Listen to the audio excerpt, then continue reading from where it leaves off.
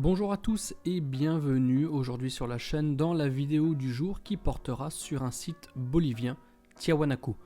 Tiahuanaco ou Tiahuanaco est un des sites que nous allons voir à chacune de nos expéditions en Amérique du Sud et compte tenu de la topographie du site et de l'éclatement des vestiges, toutes les visites ont une odeur de première fois.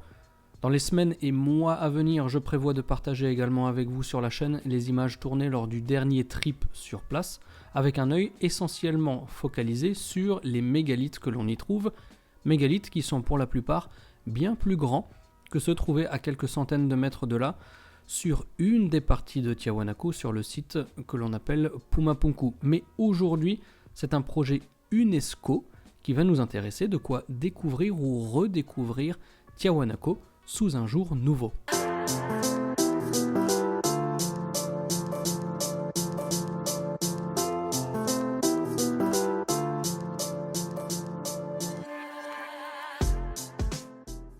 Tiahuanaco, centre spirituel et politique de la culture bolivienne éponyme, est situé à 70 km à l'ouest de La Paz, la capitale bolivienne, et à 15 km des rives du lac Titicaca. Inscrit sur la liste du patrimoine mondial de l'UNESCO depuis l'an 2000, ce site recèle encore de très nombreux secrets. Heureusement, un projet de l'UNESCO a permis récemment de révéler des découvertes extraordinaires. Tiahuanaco est l'un des sites archéologiques les plus spectaculaires d'Amérique du Sud. D'ailleurs, ceux qui souhaitent découvrir cela avec d'autres passionnés et à mes côtés, je vous mets toutes les infos dans la description pour rejoindre éventuellement le prochain groupe. Donc, Tiahuanaco est l'un des sites archéologiques les plus spectaculaires d'Amérique du Sud, avec son ensemble monumental de bâtiments et son emplacement à plus de 3800 mètres d'altitude. Ville précolombienne du sud des Andes, elle a été pendant des siècles la capitale d'un vaste et puissant empire qui devait sa suprématie à l'utilisation de matériaux et de techniques innovantes afin d'améliorer la production agricole permettant d'accroître son essor économique. C'est à partir de Tiahuanaco que la culture s'est propagée, atteignant son apogée entre 500 et 900 après Jésus-Christ. De là, son influence a rayonné sur un vaste territoire comprenant l'ouest de la Bolivie, le sud-ouest du Pérou, ainsi que le Chili. Malheureusement, Tiahuanaco a été brutalement pillé suite à l'effondrement de sa culture lors du XIIIe siècle. L'endroit a attiré comme un aimant les chasseurs de trésors enfouis et une grande partie de son précieux patrimoine a alors disparu. De nombreux documents historiques montrent également que le site est devenu une carrière dans laquelle furent extraits des matériaux pour construire des bâtiments modernes. La preuve en est toujours visible aujourd'hui dans le centre-ville voisin de la ville de Tiahuanaco ou même dans la capitale à La Paz. Le président Evo Morales, d'origine autochtone aymara, a choisi Tiahuanaco comme lieu symbolique pour l'investiture de chacun de ses 3 mandats à la tête de l'État bolivien. Cela montre vraiment l'importance de ce site. En conséquence de quoi, le site de Tiahuanaco a retrouvé son prestige en devenant une destination importante à la fois pour les locaux comme pour les voyageurs de la planète entière. Cependant, il faut beaucoup d'efforts pour que les visiteurs apprécient et comprennent pleinement ce site. En effet, Tiahuanaco est davantage un exercice silencieux, méthodique, d'observation et de documentation qu'un exercice de simple contemplation touristique, entre guillemets, on va dire.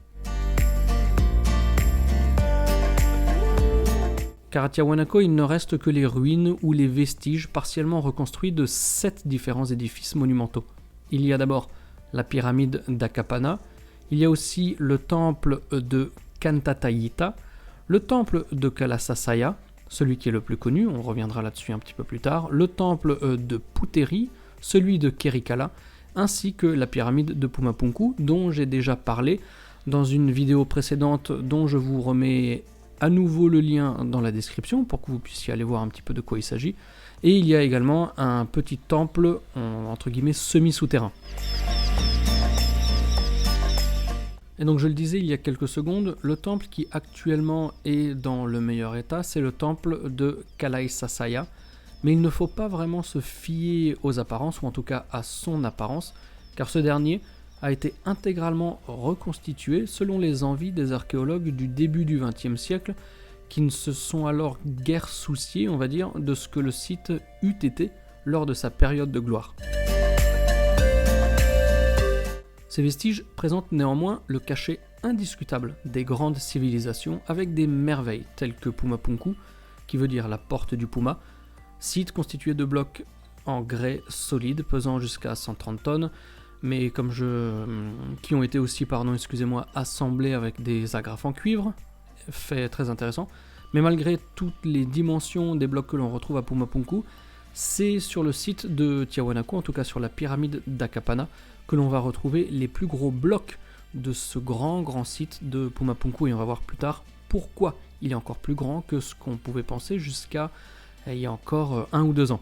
Donc la présence de ces gros blocs constitue malgré tout un exploit étonnant pour une civilisation encore à l'abri du concept de la roue. Certains experts estiment qu'il aurait fallu entre 1300 et 2600 personnes pour pouvoir soulever et transporter ces pierres. La nécessité de fournir au site un plan de gestion actualisé est une exigence pour tous les sites inscrits au patrimoine mondial de l'UNESCO. Pour ces sites, il faut également fournir un programme éducatif afin d'aider à résoudre certaines énigmes de Tiahuanaco. Ainsi sont nés les projets de conservation de Tiahuanaco et de la pyramide d'Akapana. Lancé en 2015 par le bureau de l'UNESCO à Quito, la capitale de l'Équateur, le projet, doté d'un budget de près d'$1 million, 870 000 pour être plus précis, est financé par des fonds japonais pour le patrimoine mondial. Cette entreprise ambitieuse, qui vient de se terminer d'ailleurs, comprenait également un plan de tourisme durable entre guillemets pour Tiahuanaco. Tiahuanaco étant situé sur l'altiplano, une zone sismique située dans une vallée nichée entre 2 chaînes de montagnes. Bref, un lieu absolument fabuleux. Et enfin, à la demande du comité du patrimoine mondial, ce projet comprenait également la réalisation d'un relevé topographique intégral du site du Tiahuanaco.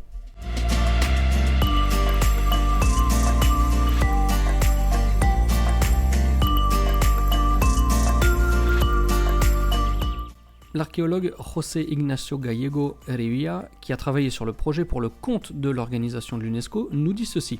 Il dit « Je travaillais déjà sur le terrain et j'ai donc proposé à l'UNESCO de réaliser cette étude topographique à l'aide de la télédétection, car à présent, avec des drones et des satellites, il est possible d'obtenir des résultats topographiques très précis. Il nous a fallu 1 an pour tout mettre en place, et depuis je collabore avec l'université Complutense de Madrid. J'ai envisagé de me rendre sur le campus d'ailleurs, qui est en réalité un groupe de laboratoires formés de diverses facultés avec d'excellents professionnels. Mais nous avions besoin d'un drone capable de voler à plus de 4000 mètres d'altitude, et comme nous ne pouvions pas transporter celui qui était disponible à l'université de Madrid, eh bien nous avons contacté une société suisse qui vend des avions au Chili et en Bolivie. Cette société suisse a récupéré les images que nous avons ensuite analysées à Madrid en laboratoire. Donc forcément, ces images, elles ont dû être réalisées à un moment ou un autre avant de les envoyer en analyse. Donc cette imagerie, elle a été effectivement réalisée entre octobre et décembre de l'année 2016, et les premiers résultats ont été obtenus en mai 2017. Le drone a fourni une topographie extrêmement précise de l'ensemble du site archéologique avec une marge d'erreur inférieure à 4 cm. La carte résultante a révélé la présence d'un ensemble de structures jusqu'alors inconnues qui s'étendent sur toute la zone explorée, zone qui mesure plus de 411 hectares. Au total, la zone patrimoniale de Tiahuanaco, tenez-vous bien, couvre 600 hectares, soit 6 fois plus qu'initialement escompté. Après l'analyse, les images capturées par le drone ont permis d'identifier les traces d'un temple de pierre enterré à côté d'une centaine de petites structures secondaires et circulaires, rectangulaires également, de vastes dimensions, c'est une supposition, des unités domestiques ainsi que des fossés, des canaux, des routes et d'autres constructions dans différents secteurs du site. Mais les nouvelles données ont également redéfini les monuments connus, tels que Pumapunku, un complexe de temples dont seulement 2 hectares avaient été alors explorés et qui, nous le savons maintenant, possède 2 autres plateformes enterrées. Notre archéologue poursuit ses propos en disant que le drone a révélé qu'il s'agissait, concernant Pumapunku, d'un complexe couvrant 17 hectares, donc 15 de plus que ce qui avait été exploré jusqu'alors, soit 3 fois la taille de la grande pyramide de Gizeh en Égypte.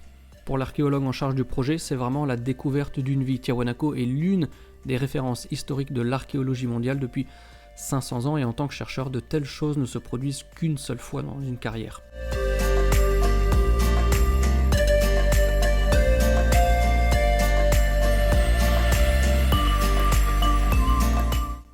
Julio Condori, directeur du Centre de recherche archéologique, anthropologique et administratif de Tiwanaku, l'organe gestionnaire du site en fait, participe au projet depuis le début.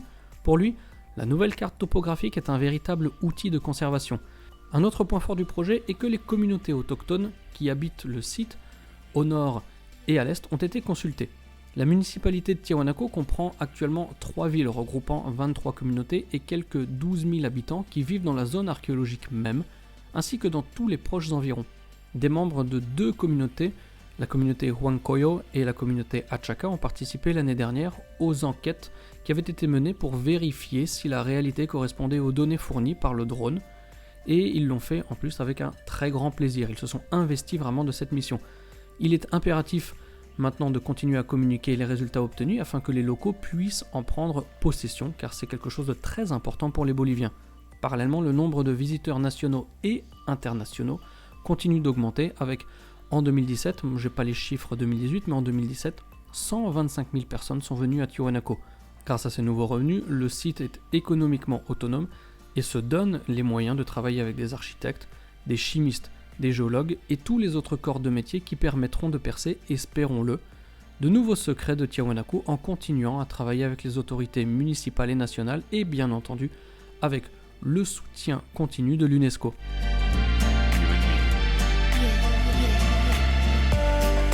Selon une légende aymara, les ancêtres auraient dissimulé le monument le plus emblématique de Tiwanaku dans la Puerta del Sol, la porte du soleil. Il s'agirait d'un secret important qui sauverait l'humanité lorsque cette dernière arriverait au bord de l'abîme. Heureusement, ce moment ne semble pas encore arriver. Et au lieu de cela, ce qui est certain, c'est que le simple vol d'un drone a ouvert une nouvelle ère pour l'étude de la culture présente autrefois sur les rives du lac sacré, le lac Titicaca, culture ayant créé la société, une des sociétés les plus avancées de son temps dans cette région du monde. Voilà les amis, j'espère que cette vidéo vous a plu, en tout cas un peu à l'instar du lidar pour les temples d'Angkor au Cambodge, Tiwanaku est désormais un complexe à considérer de manière encore plus vaste et nul doute que nous découvrirons de nouveaux vestiges mégalithiques dans les années à venir. Pour ce qui est des vestiges déjà connus, eh bien je vous donne rendez-vous très bientôt, le temps que je trie toutes les vidéos ramenées du dernier voyage sur place, en laissant bien entendu passer d'autres vidéos pour ne pas traiter les mêmes sujets de manière trop rapprochée. Bref, pas mal de boulot qui m'attend pour votre plus grand bonheur. Et d'ici là, vous connaissez la phrase classique de la chaîne, portez-vous bien et gardez la passion. Ciao ciao.